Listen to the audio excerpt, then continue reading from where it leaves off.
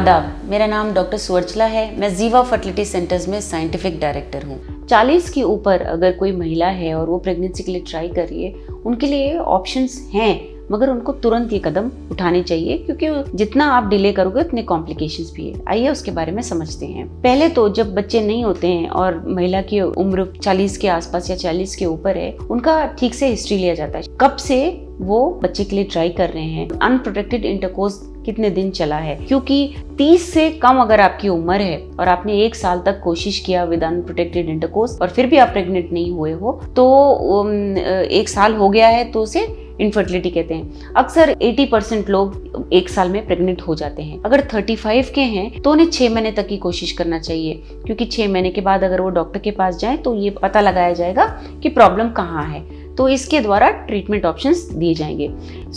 किसी भी महिला में 30 के बाद और अक्सर 35 उम्र के आसपास क्रोमोसोम्स, जो अंडे में क्रोमोसोम्स होते हैं, वो बहुत रैपिडली, बहुत जल्दी एक तरह से खराब होना शुरू होते हैं, यानी कि जिस तरह वो रहने चाहिए उस तरह होते नहीं है। इसीलिए चांस ऑफ अबनॉर्मल बच्चे इन महिलाओं में ज़्यादा देखा गया है या मिसकैरेज रेट ज़्यादा देखा गया है। तो इसीलिए अगर वो तुरंत ही प्रेग्नेंट होना चाह रही हैं तो 40 या 40 के ऊपर महिला को IVF कराने से ज़्यादा फायदा होता है, क्योंकि केक के क्वालिटीज़ भी कम होते हैं, क्वालिटी ही कम नहीं नंबर भी कम होते हैं, क्योंकि ये नेचुरल प्रोसीजर है।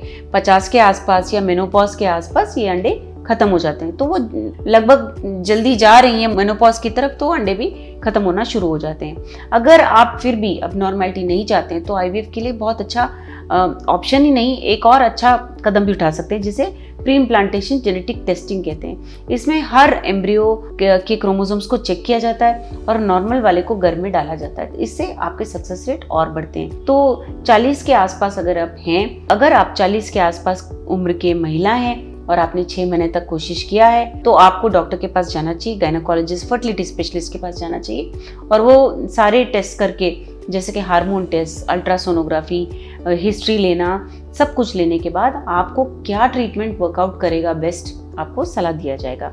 इसके बारे में अगर आपको और जानकारी चाहिए तो जीवा फर्टिलिटी सेंटर ज़रूर आइए। हमने इस वीडियो बनाने के लिए बहुत मुशक्कत की है, मेहरबानी करके हमें लाइक और सब्सक्राइब ज़रूर कीजिएगा। शुक्रिया।